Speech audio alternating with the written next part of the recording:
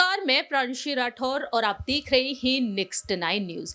Mainpuri Lok Sabha seat पर जिस तरह से बम्पर जीत हासिल की सपा प्रत्याशी डिंपल यादव ने, वहीं दूसरी ही तरफ यहां पर भारतीय जनता पार्टी में काफी ज्यादा हलचल मची हुई है। जैसा कि आप जानते ही हैं कि मैनपुरी लोकसभा सीट खाली हो गई सपा संरक्षक यानी कि नेताजी के चले जाने के बाद। मुलायम सिंह यादव जी के चले जाने के बाद डिंपल यादव को मैदान में उतारा गया और अब डिंपल यादव ने ऐतिहासिक जीत दर्ज की और दूसरी ही तरफ रामपुर में भारतीय जनता पार्टी ने जीत हासिल की, तो वहीं खतौली में रालोद ने यहां पर जीत दर्ज की। ऐसे में अब देखा जाए तो यहां पर सभी की रणनीतियां जो बन रही हैं, सभी दलों की रणनीतियां साल 2024 में होने वाले लोकसभा चुनाव को लेकर बन रही हैं और इस बीच अब सभी की नजरें टिकी हुई हैं बहुजन समाज पार्टी पर। बहुजन समाज पार्टी की सुप्रीमो मायावती आखिरकार क्या कुछ फैसला लेती हुई नजर आ सकती हैं। आखिरकार उनके क्या कुछ मास्टर प्लान्स हैं।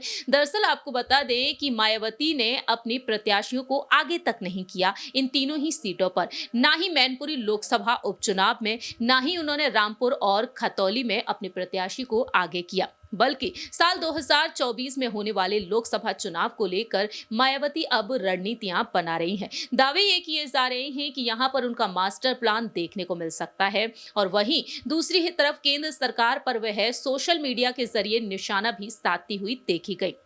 आपको याद दिला दें, गोला गोकर्णनाथ सीट को लेकर जिस तरीके से सियासत तेज हुई थी, वहीं वहां पर बीजेपी ने जीत हासिल की। लेकिन मायावती के अगर सोशल मीडिया अकाउंट पर अगर गौर किया जाए तो मायावती ने सोशल मीडिया अकाउंट पर डंके की चोट पर केंद्र सरकार पर निशाना साधा, तो वहीं समाजवादी पार्टी पर भी। आपको बता दें कि गोला गोकर्णनाथ सीट के नतीजों में सपा की हार पर उन्होंने तंज कसा। मायावती ने अखिलेश यादव पर हमला बोल दिया था, लिख दिया था कि बीएसपी जब अधिकांशतः उपचुनाव नहीं लड़ती और यहां भी चुनाव मैदान में नहीं थी, तो अब सपा अपनी हार के लिए कौन सा नया बहाना बनाएगी। इसके साथ ही उन्होंने लिखा था कि अब अगले महीने मैनपुरी लोकसभा, रामपुर विधानसभा के लिए उपचुनाव है। आजमगढ़ की तरह सपा के सामने अपनी इन पुरानी सीटों को बचाने की चुनौती है। देखना होगा क्या सपा ये सीटें भाजपा को हराकर पुनः जीत पाएगी या फिर वह भाजपा को हराने में सक्षम नहीं है, ये पुनः साबित होगा। इस तरह से मायावती ने यहाँ पर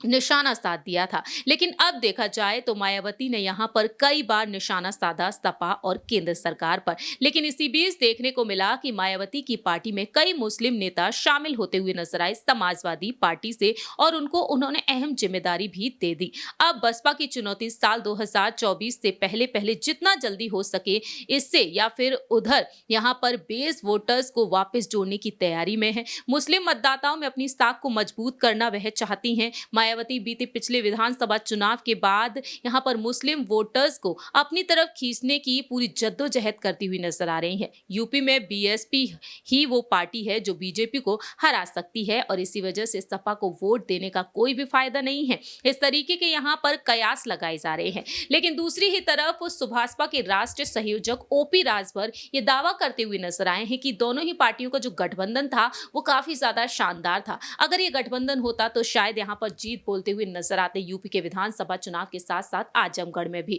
आपको याद दिला दें, ओपी राजभर ने यह भी बताया कि मायावती से फोन पर उनकी बातचीत होती रहती है और फोन पर मायावती ने साल 2024 को लेकर रणनीतियां बनाई हैं। देखना दिलचस्प होगा कि दिल्ली के एमसीडी चुनाव में जिस तरीके से वह उतरी, हालांकि यहां पर जीत बोलती हुई तो नजर नहीं आई, लेकिन साल 2024 में लोकसभा चुनाव के लिए विपक्ष का यही दावा है कि विपक्ष को एकजुट होना पड़ेगा जिससे कि केंद्र से बीजेपी को हटाया जा सकता है। अब देखना दिलचस्प होगा कि मायावती आखिरकार यहां पर विपक्ष के साथ एकजुटता का संदेश देंगी या फिर अकेले ही अपनी पार्टी को मैदान में उतारेंगी। फिलहाल हमारी इस रिपोर्ट में इतना ही। बाकी की तमाम अपडेट्स के लिए आप देखते रहिए नेक्स्ट 9 न्यूज।